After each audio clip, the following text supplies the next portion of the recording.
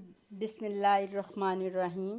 آج کا ہمارا موضوع علامہ شبلی نعمانی ہے۔ آئیں علامہ شبلی نعمانی کا تعارف حاصل کرتے ہیں۔ علامہ شبلی نعمانی نامور عالم دین، بلند پایہ ادیب، شاعر، نقاد، محقق اور مورخ تھے۔ آپ کا نام شبلی اور آپ کی تاریخ پیدائش 8 مئی 1857۔ آپ متحدہ ہندوستان کے ضلع اعظم گڑھ کے ایک گاؤں بندھول میں پیدا ہوئے۔ فلسفہ، ادب، منطق اور ریاضی کی تعلیم گھر ہی میں مولوی فاروق چڑیا کوٹی سے حاصل کی۔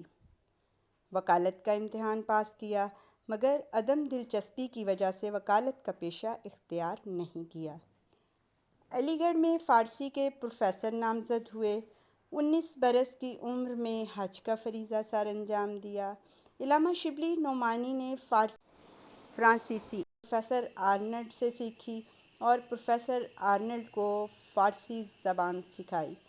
سر سید کی اصلاحی تحریک میں شامل ہوئے اور عملی مقاصد کو تقویت دی۔ 1892 میں روم اور شام کا سفر کیا۔ تاریخ شبلی کا محبوب موضوع تھا۔ انہوں نے مسلمانوں کی عظمت رفتہ کی داستانیں رقم کیں۔ علامہ شبلی نعمانی نے مسلمانوں کے پرشکوہ ماضی کو مسلمانوں کے سامنے ایک آئینے کی طرح رکھا تاکہ مسلمان جان سکیں کہ وہ ماضی میں کتنی عظیم قوم تھے اور آج کیا ہیں۔ 1913 میں دارالمصنفین کی بنیاد ڈالی اور اپنی جائیداد اس کے لیے وقف کر دی۔ لکھنؤ میں ندوۃ العلماء کا قیام بھی ان کا ایک بہت بڑا کارنامہ تھا۔ آئیں ان کی تصانیف پر ایک نظر ڈالتے ہیں۔ ان کی تصانیف میں الفاروق، المامون، الغزالی، سیرۃ النعمان، سوانح مولانا روم، علم الکلام، موازنہ انیس و دبیر، شعر العجم، سفر نامہ روم، مقالات شبلی، کلام شبلی۔ علامہ شبلی کا اولین کارنامہ، ان کی تصانیف میں جو سب سے اولین کارنامہ ہے وہ سیرۃ النبی صلی اللہ علیہ وآلہ وسلم ہے، جس کی پہلی 2 جلدیں ان کی اپنی مرتب کردہ ہیں۔